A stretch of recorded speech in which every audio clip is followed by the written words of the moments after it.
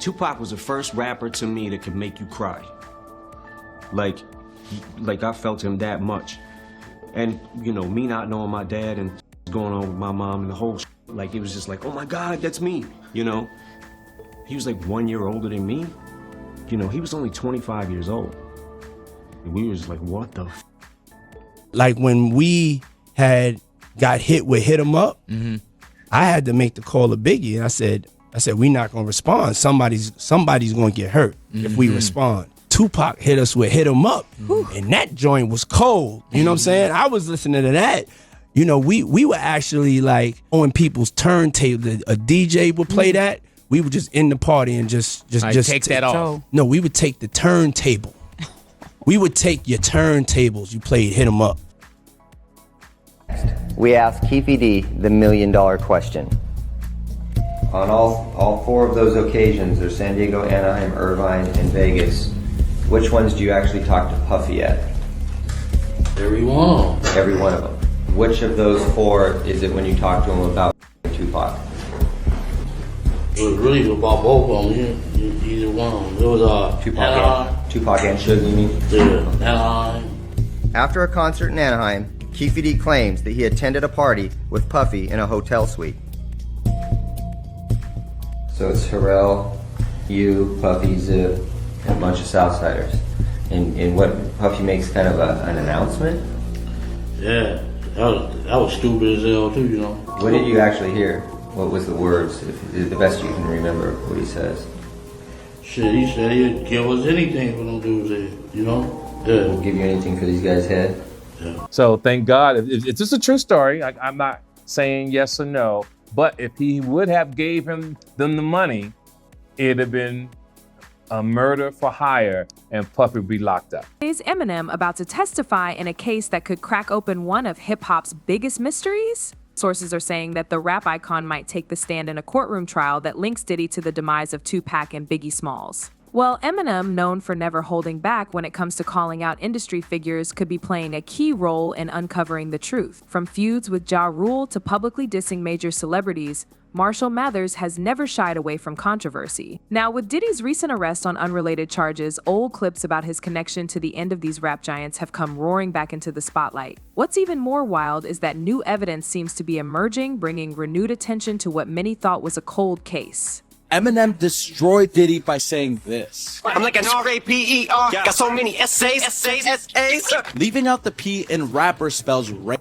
And then he says he's got a ton of essays, which means homies in Spanish, but also sexual assaults. And on top of that, he ends it with, Wait, he didn't just spell the word rapper and leave out a P, did he? Yep. He didn't just spell rapper and leave out the P, did he? Eminem is clearly taking a shot at Diddy for his sexual assault allegations and calling him a Though Eminem has a history of throwing crazy jabs at Diddy is well documented in his music. He has never been shy about calling out industry figures, and Diddy has found himself in the crosshairs on more than one occasion. Over the years, fans have picked up on these digs, interpreting them as more than just competitive banter, but potentially signaling something much more. As Diddy's recent legal troubles have come to light, Eminem's cryptic lyrics are gaining fresh attention, with theories suggesting that Slim Shady may have been hinting at Diddy's dark past all along. One of the tracks that has sparked intense discussion among fans is Eminem's song Fuel. On this track, Eminem uses his signature wordplay to make a very serious accusation. In particular, there's a section of the song where he omits the letter P in the word rapper, which fans speculate could be a jab at Diddy,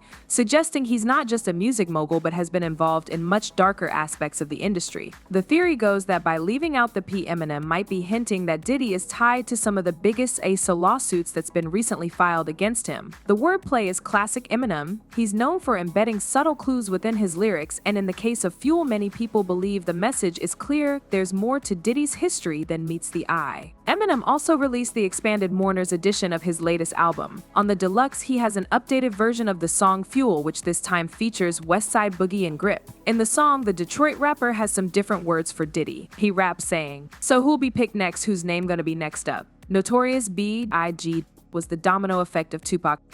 Like facial tissue, whose clock should I clean next? Puffs? Till he's in police handcuffs, guilty will he step up? Like G, never turned himself in, who knows all the there'll have been." As Diddy's legal troubles continue to unfold, the lyrics in these songs are being revisited by fans who are convinced that Eminem has been signaling Diddy's involvement in the demise of these two young legendary artists for years. And this isn't the first time Eminem has taken shots at Diddy. Back in 2018, in a diss track aimed at rapper Machine Gun Kelly, Eminem made a bombshell claim. In a verse that came as a shock to many, Eminem seems to suggest that P. Diddy had a hand in Tupac's demise. In the track, he dropped the line, "But Kells, the day you put out a hit's the day Diddy admits that he put the hit out that got packed." While Eminem followed up that line with, "And I'm just playing, Diddy, you know I love you, the damage was already done." In light of Diddy's recent arrest, this old lyric has taken on new significance. Was Eminem dropping hints all along? Was the "just kidding" tag a way to cover his tracks while still alluding to a possible truth? Well, Eminem has also taken swipes at Diddy's personal life, especially regarding his alleged behavior toward his ex-girlfriend, Cassie. In one track, Eminem makes references that seem to highlight Diddy's controlling and toxic behavior during their relationship. At that time, these lyrics were seen as more personal shots, but now fans are connecting the dots between Eminem's comments on Diddy's character and the recent allegations surrounding his involvement in violence and criminal activity. As more pieces of the puzzle begin to fall into place, fans have been dissecting Eminem's lyrics, pointing out how many of his lines could be interpreted as subtle warnings about Diddy's involvement in serious crimes. Clips of Eminem's tracks, particularly those where he hints at Diddy's role in Tupac's demise or his alleged behavior, are going viral, with people debating whether Eminem has been trying to expose the truth all along. The conversation is everywhere, from Reddit threads to TikTok breakdowns, where fans are now convinced that Eminem knew more than he let on and has been dropping breadcrumbs in his music for years. A person commented saying, "No one can deliver a truth punch more effectively and powerfully than Eminem. Everything he said is true and has been known for years." Another one wrote, "I love Eminem for dissing people like him." A third person added, "Eminem is a lyrical genius. Some people only hear the profanities and not the message." Now, it was this documentary that claimed, which we know wasn't true. Yeah, check this out. We don't talk about things that are nonsense. We don't even entertain nonsense, my brother. So we're not even going to go there, with all due respect, but I appreciate you as a journalist asking. Thank you. Because listen, 7 years ago, I'd have been like, "Yo, did you hire somebody to kill Pac?" But no, you do it like a journalist. Yeah, no, I mean, we wouldn't even get into nonsense like that.